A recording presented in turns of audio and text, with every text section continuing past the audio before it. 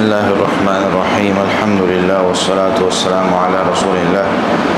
اشہد ان لا الہ الا اللہ وحدہ لا شریک لہ واشہد ان محمدا عبدہ ورسولہ صلی اللہ علیہ وسلم۔ باب قول النبی صلی اللہ علیہ وسلم ویل للعرب من شر قد اقترب۔ صحیح بخاری کتاب الفتن ہم پڑھ رہے ہیں، جس میں امام بخاری رحمۃ اللہ علیہ نے جو عنوان قائم کیا ہے نبی مکرم صلی اللہ علیہ وسلم کی حدیث کا ایک ٹکڑا ہے، جس میں آپ صلی اللہ علیہ وسلم نے عرب کو متنبع کیا ہے من شر قد اقترب، ایسے شر سے جو بالکل قریب آ چکا ہے۔ اور اس میں جو حدیث ہے وہ امی جان سیدہ زینب بنت جحش رضی اللہ تعالی عنہ سے روایت ہے کہ انہا قالت، انہوں نے فرمایا استيقظ النبی صلی اللہ علیہ وسلم من النوم محمرا وجهه وهو يقول۔ ایک مرتبہ نبی مکرم صلی اللہ علیہ وسلم نیند سے بیدار ہوئے، اس حال میں کہ آپ صلی اللہ علیہ وسلم کے چہرے کی رنگت زرد ہو چکی تھی۔ کسی چیز سے جب پریشان ہوتا ہے بندہ تو چہرے کی رنگت بدل جاتی ہے، تو وہ حالت تھی، اور آپ صلی اللہ علیہ وسلم فرما رہے تھے لا الہ الا اللہ، اللہ کے علاوہ کوئی حقیقی معبود نہیں ہے، ویل للعرب من شر قد اقترب۔ ویل کا جو کلمہ ہے یہ ہلاکت کے لیے بھی استعمال ہوتا ہے اور غم کے لیے بھی استعمال ہوتا ہے، جب عذاب یا کوئی بہت سخت فتنہ آنے والا ہو اور بندہ اس سے پریشان ہو جائے، اس کی جو ہولناکیاں ہیں اور اس کے جو نتائج ہیں ان کو دیکھتے ہوئے بندہ پریشان ہو جائے، تو پھر ویل ان کا لفظ عربی میں استعمال کیا جاتا ہے۔ تو ایک اس کا معنی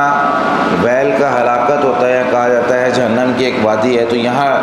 ڈرانے کے لیے، اور وہ جو غم ہے جس کے نتائج بہت برے ہونے والے ہیں فتنوں کی وجہ سے،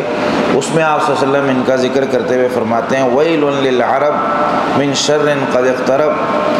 کہ بہت پریشانی ہے عرب کے لیے ایک شر سے جو کہ بالکل قریب آ چکا ہے۔ فتح اليوم من ردم یأجوج ومأجوج مثل هذه، آج کے دن یاجوج ماجوج کے دیوار سے مثل هذه، آپ صلی اللہ علیہ وسلم نے ہاتھ سے پھر اشارہ کیا۔ صحابی جو اس کے راوی ہیں حدیث کے کہتے ہیں وعقد سفیان 90 او 100، 90 یا 100 کی گرہ بنائی۔ جب عربی کے اندر عام طور پہ گنتی کی جاتی ہے تو اس کا طریقہ کار یہ ہوتا ہے کہ انگلیوں کے ساتھ، یہ جو ہاتھ ہوتا ہے اس پہ 100 گنتی ہم آرام سے کر سکتے ہیں، ٹھیک ہے، 1 2 3 4 5 6 7 8 9 اور یہ 10۔ تو اس طریقے سے یہ جو انگلی ہے یہ دہائیوں کے لیے استعمال ہوتی ہے اور یہ 3 انگلیاں اکائیوں کے لیے استعمال ہوتی ہیں۔ تو یہاں پہ کہتے ہیں 90 او 100، 90 کا انہوں نے جو ہے وہ ذکر کیا، تو یہ اس طریقے سے اتنا سا یہ سوراخ بن جاتا ہے، یعنی 90 کا اشارہ آپ صلی اللہ علیہ وسلم نے کیا۔ تو نبی مکرم صلی اللہ علیہ وسلم ایک اندازاً اور تقریبی ایک جو ہے وہ اشارہ کر کے سمجھا رہے ہیں کہ اتنا جو ہے وہ آج صحابی اور اس کے جو راوی ہیں وہ آگے حدیث بیان کرتے ہوئے اس کی مثال کو واضح اور کھول کر بیان کر رہے ہیں کہ اتنا آج یاجوج ماجوج کی دیوار سے انہوں نے رستہ کھول لیا۔ قیل، پوچھا گیا نبی مکرم صلی اللہ علیہ وسلم سے انہلک وفینا الصالحون،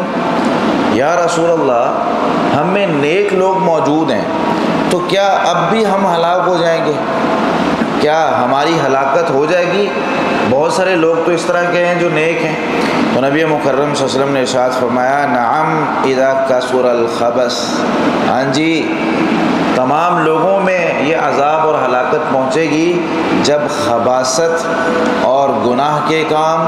اور زنا اور زیادتی کے کام، اجتماعی معاصیاں یہ عام ہو جائیں گی۔ یہ حدیث روایت کرنے والی امی جان زینب بنت جحش رضی اللہ تعالی عنہ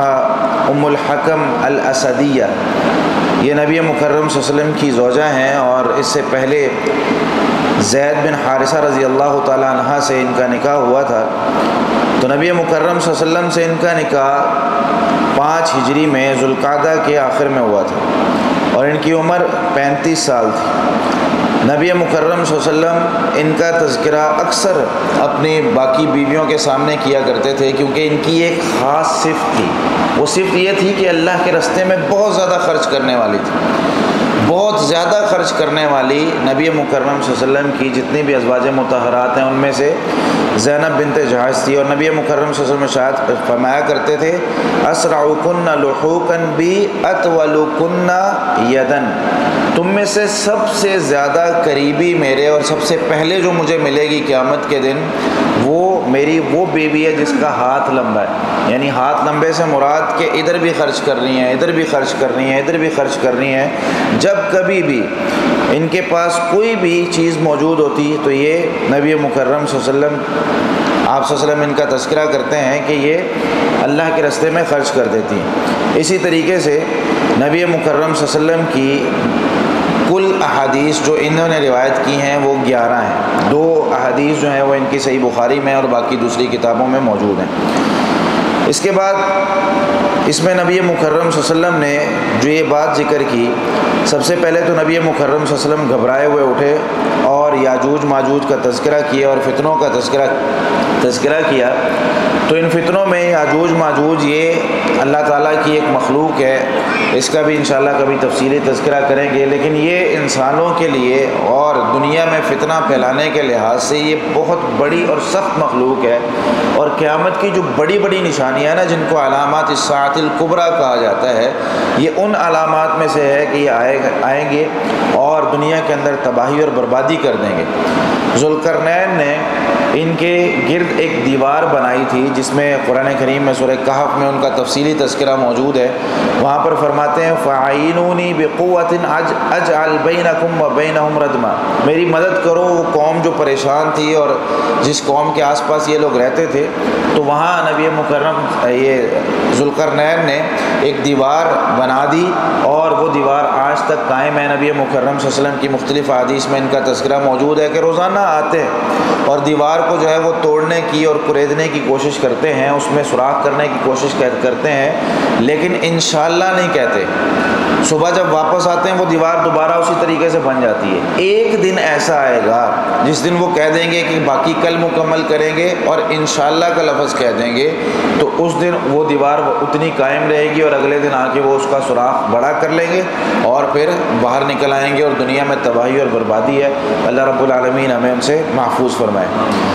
پھر اس حدیث میں لا الہ الا اللہ یہ جو کلمہ ہے یہ غم اور پریشانی کے وقت کہا جاتا ہے، اور اللہ رب العالمین کی جو توحید ہے، اللہ رب العالمین کا جو تذکرہ ہے، انسان مسلمان ہو مومن ہو اور پریشانی کے وقت اللہ کا تذکرہ نہ کرے، اللہ کا ذکر نہ کرے، ایسا ممکن نہیں ہوتا۔ ہمارے ہاں یہ بہت کم ہوتا ہے کہ جب کوئی تکلیف پہنچتی ہے تو ہم غور کریں کہ سب سے پہلے زبان سے کون سا کلمہ نکلتا ہے، کون سے کلمات ہوتے ہیں۔ کبھی ہمارا کوئی اگر بائک کسی دوسری بائک کے ساتھ یا گاڑی کے ساتھ ٹکرا جائے تو سب سے پہلے کیا نکلتا ہے؟ انا للہ و انا الیہ راجعون نکلتا ہے، الحمدللہ نکلتا ہے کہ میری جان بچ گئی، بڑا نقصان نہیں ہوا، لا الہ الا اللہ نکلتا ہے یعنی اللہ کا ذکر نکلتا ہے، یا میری زبان سے غصہ، گالیاں اور اس طرح کی اور غلط باتیں نکلتی ہیں، تو یہ چیز اندازہ اس سے لگایا جا سکتا ہے۔ تو غم کے وقت، پریشانی کے وقت اللہ کا ذکر کرنا اور خاص طور پر لا الہ الا اللہ کہنا یہ نبی مکرم صلی اللہ علیہ وسلم کا طریقہ کار تھا۔ پھر آپ صلی اللہ علیہ وسلم نے عرب کا ذکر کیا، ویل للعرب من شر قد اقترب۔ اس کی کئی ایک وجوہات ہو سکتی ہیں۔ ایک وجہ تو یہ ہے کہ عرب جو ہے وہ سب سے پہلے اسلام میں داخل ہوئے اور نبی مکرم صلی اللہ علیہ وسلم کے اس وقت مخاطبین تھے، تو آپ صلی اللہ علیہ وسلم نے ان کو مخاطب کر کے فرمایا کہ بھائی ابھی جو فتنے میں دیکھ رہا ہوں، اور ایک حدیث میں آتا ہے نبی مکرم صلی اللہ علیہ وسلم نے ارشاد فرمایا کیا تم وہ دیکھ رہے ہو جو مجھے نظر آ رہا ہے؟ صحابہ کرام نے فرمایا ہم تو نہیں دیکھ رہے یا رسول اللہ۔ تو نبی مکرم صلی اللہ علیہ وسلم نے ارشاد فرمایا ابھی جس طرح بارشیں اترتی ہیں نا ویسے میں دیکھ رہا ہوں کہ فتنے مدینہ کی گلیوں میں اتر رہے ہیں۔ تو یہ فتنے یہ کیونکہ اس وقت نبی مکرم صلی اللہ علیہ وسلم کو وحی کے ذریعے بتایا گیا، تو اس کا یہ مطلب نہیں کہ مدینہ فتنوں والا شہر ہو گیا کہ مدینہ میں نبی مکرم صلی اللہ علیہ وسلم دیکھ رہے تھے، بلکہ پوری دنیا کے اندر فتنے نبی مکرم صلی اللہ علیہ وسلم ان کی ہمیں وحی کے ذریعے اللہ رب العالمین نے جو بتایا وہ بتا کر چلے گئے کہ فلاں وقت میں فلاں فتنہ آنا ہے، اس سے بچ جانا۔ جیسے کہ نبی مکرم صلی اللہ علیہ وسلم نے مختلف احادیث میں مختلف فتنوں کا تذکرہ کیا، کہ ایک حدیث میں آپ صلی اللہ علیہ وسلم نے ارشاد فرمایا کہ سب سے بڑا فتنہ جو مردوں کے لیے نقصان دہ ہے وہ عورت کا فتنہ ہے، لیکن دوسری طرف یہ بھی فرمایا ہے کہ اگر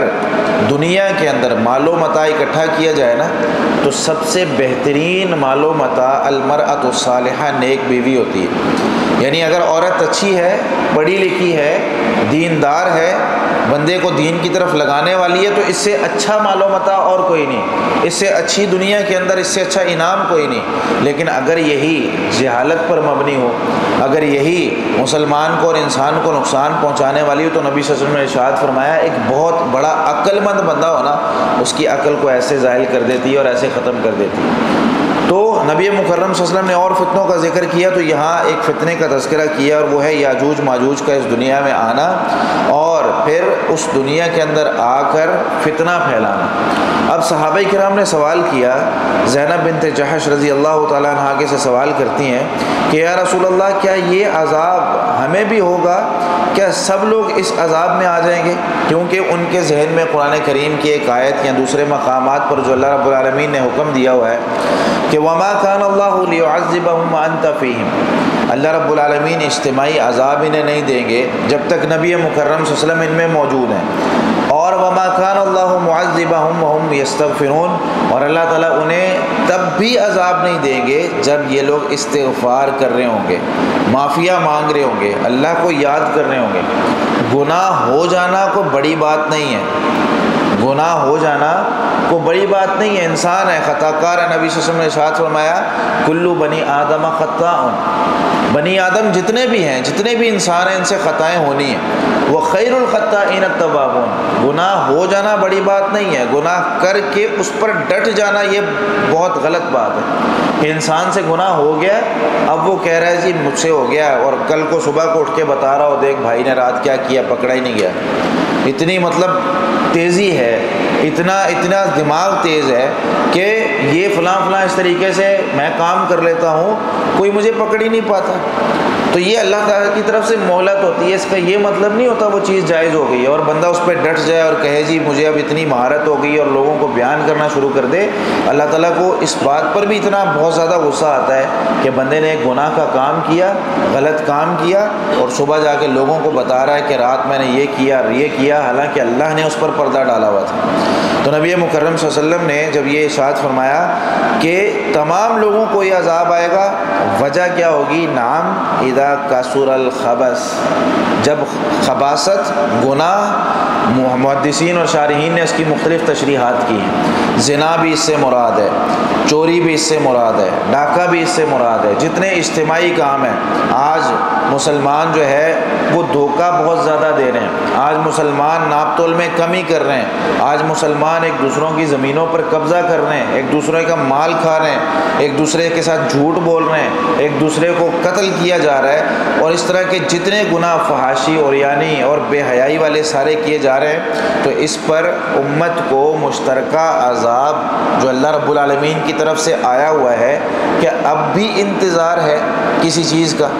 کیا اب بھی ہمیں اللہ کی طرف رجوع نہیں کرنا چاہیے؟ کیا اب بھی ہمیں اللہ کو یاد نہیں کرنا چاہیے؟ کیا اب بھی ہم یہ سوچ رہے اور یاد رکھیں جب تک انسان یہ نہیں نہ سمجھتا کہ وہ بیمار ہے، وہ ڈاکٹر کو چیک نہیں کرواتا، وہ رجوع نہیں کرتا کسی ڈاکٹر سے، جب تک ہم یہ نہیں سمجھیں گے کہ یہ ہمارے گناہوں کی وجہ سے ہے اور یہ غلط کام سارے ہمارے کرتوتوں کی وجہ سے ہو رہے ہیں، تب تک لوگ وہ توبہ نہیں کریں گے، تب تک وہ اللہ رب العالمین کی طرف رجوع نہیں کریں گے، معافی نہیں مانگیں گے۔ تو اس لیے میرے بھائیوں، یہ جو معاملہ ہے سارا،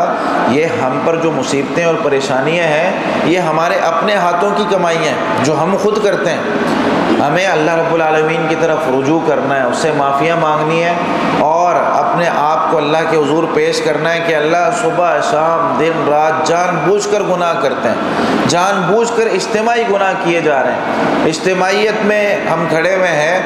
ہر غلط کام، اور پہلی امتوں میں اور امت مسلمہ کی جو اس وقت حالت ہے،